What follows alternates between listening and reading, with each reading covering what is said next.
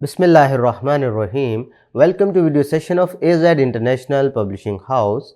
आज हम capital series में मैथमेटिक्स ग्रेड 4 का यूनिट नंबर 1 जिसका नाम होल नंबर्स है स्टडी करेंगे और हमारा फोकस SLO है compare numbers using symbols and arrange numbers up to 99,999। अब अगर इस SLO को देखें तो इस SLO में दो चीजें हैं, एक है कंपैरिजन और दूसरा है अरेंजमेंट। तो पहले मैं कंपैरिजन के बारे में डिस्कस करूंगा, नेक्स्ट हम इंशाल्लाह नए टॉपिक में हम अरेंजमेंट के बारे में डिस्कस करेंगे कि नंबर्स को अरेंज कैसे करते हैं। तो पहले टॉपिक में हमारे पास है जी कंपेयरिंग ऑफ नंबर्स, यानी इस SLO का पहला पार्ट हमारी बुक में मौजूद है जी 1.2 टॉपिक के नाम से कंपेयरिंग ऑफ नंबर्स। समझते हैं पहले इनके बारे में कि what is meant by comparing of numbers. तो डेफिनेशन में देखें, a process to identify smaller or greater number between two numbers is called comparing of numbers। क्या मतलब है, अगर हमारे पास कोई से दो नंबर दिए गए हैं, मेरे पास फर्ज करें ये लिखा हुआ है, दूसरी तरफ नंबर लिखा हुआ है ये वाला, तो इन दोनों में क्या रिलेशन हो सकता है? इन दोनों में से एक नंबर बड़ा है एक नंबर छोटा है, या तीसरा रिलेशन ये भी हो सकता है कि नंबर बराबर हो। ठीक है, तो ये आपने पहले भी पढ़ा हुआ है कि जब कभी आप नंबर्स को इस तरह से जांचना चाहें कि भी फाइंड करना चाहें कौन सा बड़ा है कौन सा छोटा है, यानी स्मॉलर या ग्रेटर नंबर फाइंड करना चाहें, तो इस अमल को हम क्या कहते हैं? Comparing of numbers. क्लियर है? अब इनके लिए तीन तरह की इलामतें इस्तेमाल होती हैं, वो मैं आपको समझा देता हूं। अगर इस तरह से लिखा हो तो इसका मतलब है ग्रेटर देन। मिसाल के तौर पर हमारे पास ये लिखा हुआ है 675, तो ये 25 से बड़ा है। या दूसरी तरह मैं इसे यूं लिखूं तो 25 जो है वो 675 से छोटा है, यानी ग्रेटर देन लेस देन। और अगर हमारे पास इस तरह से लिखा हुआ है, ये वाली साइन है, तो इसको हम पढ़ते हैं इक्वल, यानी 25 इक्वल 25।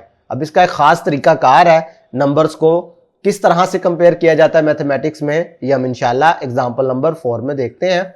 और हम ये भी देखेंगे कि ये हमें वैल्यूज को कंपेयर करने के लिए इस्तेमाल होता है। यानी आप मार्केट में गए हैं, आपको दो चीजें नजर आ रही हैं, तो आप उसमें आइडेंटिफाई कर सके भी कौन सी चीज ज्यादा एक्सपेंसिव है।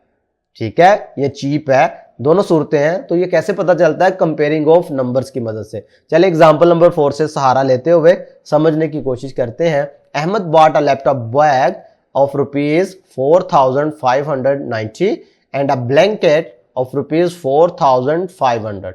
विच आइटम इज मोर एक्सपेंसिव? एक तो उसने बैग लिया है, दूसरा ये जो ब्लैंकेट नजर आ रहा है।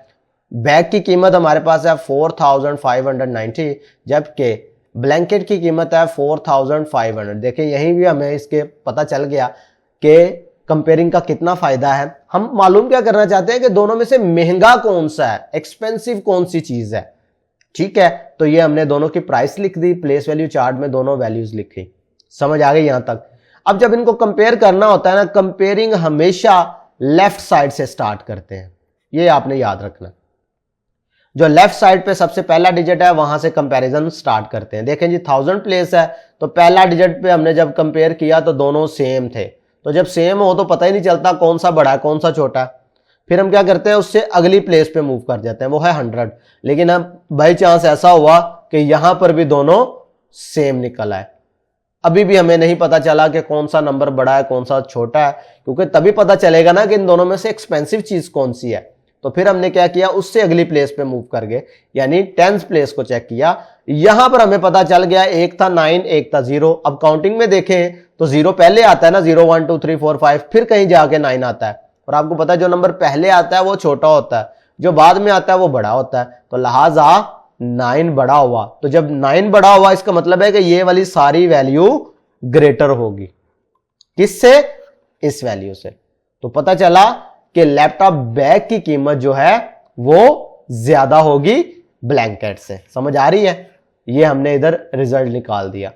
ठीक है, ये वही बातें जो मैं आपको पहले समझा रहा था, बोल के बता रहा था कि किस तरीके से हम कंपैरिजन करते हैं। चले, अगर आपको ये समझ आ गया तो एग्जामिन योरसेल्फ वाली एक्टिविटी आप कर सकते हैं। Tick the smaller number and cross the greater number. भाई बताएं, जो स्मॉलर है उस पर टिक लगा दें, जो ग्रेटर है उस पर क्रॉस लगा दें। अब इस एग्जामिन योरसेल्फ में भी आपको एक बड़ी इंपॉर्टेंट बात का पता चलेगा। भाई इसके डिजिट्स काउंट करो कितने हैं, ये नंबर है जी 4 डिजिट, इसके डिजिट काउंट किए तो ये नंबर निकला 5 डिजिट।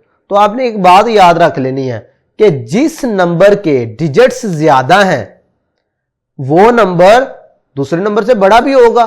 भाई ये 4 डिजिट है, वो 5 डिजिट है, तो ऑब्वियसली ये नंबर बड़ा है और ये नंबर छोटा है। इसकी प्लेसेस ज्यादा है, उसकी प्लेसेस कम है। समझ आ रही है?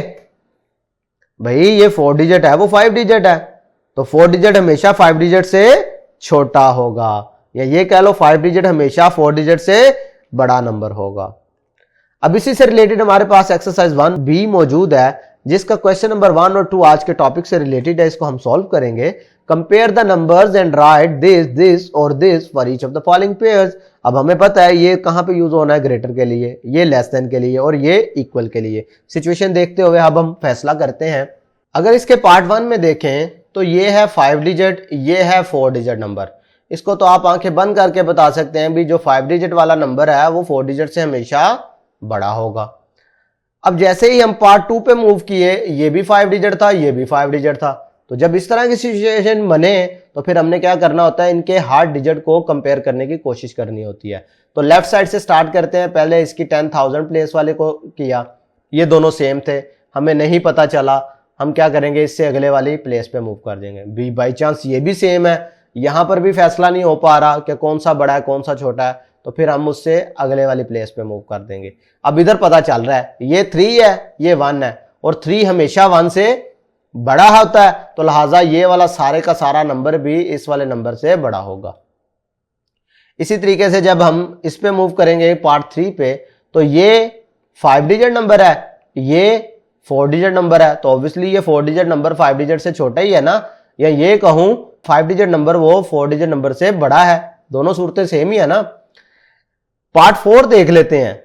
इधर देखें, ये 4 डिजिट नंबर है, ये 5 डिजिट नंबर है, तो लिहाजा ये 4 डिजिट वाला 5 डिजिट से क्या होगा, लेस देन, यानी छोटा नंबर।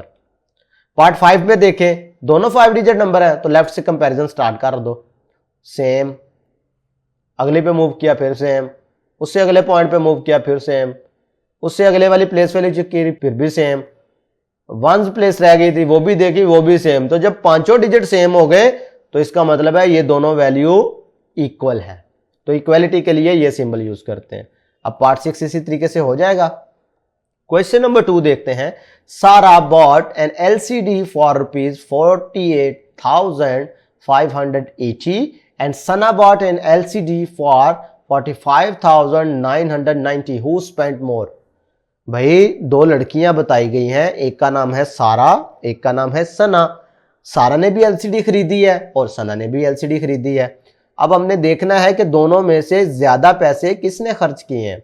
तो जो सारा ने खरीदी है उसकी अमाउंट भी लिख लेते हैं, वो है जी 48,580। जो सना ने खरीदी है LCD उसकी अमाउंट भी लिख लेते हैं 45,990। तो कंपैरिजन स्टार्ट करना है हमेशा लेफ्ट साइड से। तो जब हमने लेफ्ट साइड पे देखा तो ये दोनों थे सेम, नहीं पता चला कि किसकी वैल्यू ज्यादा है। फिर हम क्या किया, उससे अगले डिजिट पे मूव कर गए, यानी ये 10,000 वाली प्लेस थी तो 1000 वाली प्लेस पे चले गए। ठीक है, तो 1000 वाली प्लेस पे देखा तो एक 8 था, एक 5, यहां से हमें पता चल गया, क्योंकि हमें पता है ना 8 ग्रेटर देन 5 होता है। तो जब 8 ग्रेटर देन 5 है तो लिहाजा ये वाला सारे का सारा नंबर जो है वो इस नंबर से बड़ा हो गया। पता चला ये कहां पर आ रहा है, सारा वाला नंबर है, इसका मतलब ये हुआ सारा स्पेंट मोर अमाउंट देन सना। ठीक है, तो सारा ने ज्यादा पैसे खर्च किए। पता चल रहा है कि कंपैरिजन का फायदा क्या है। आपको ये कॉन्सेप्ट पहले बेस से समझाए जाते हैं, फिर उनकी रियल लाइफ एप्लीकेशन दी जाती है, ताकि आपको पता चले कि आप रोजमर्रा जिंदगी में कंपैरिजन को कैसे देखते हैं। कोई भी मैथमेटिकल कॉन्सेप्ट है, हमने कोशिश की है उसको रियल लाइफ से रिलेट करने की, ताकि आप लोग बोर ना हो, आपको पता चले जो आप पढ़ रहे हैं उसका कुछ ना कुछ फायदा है जिंदगी में। आज के लिए इतना ही, अल्लाह हाफिज।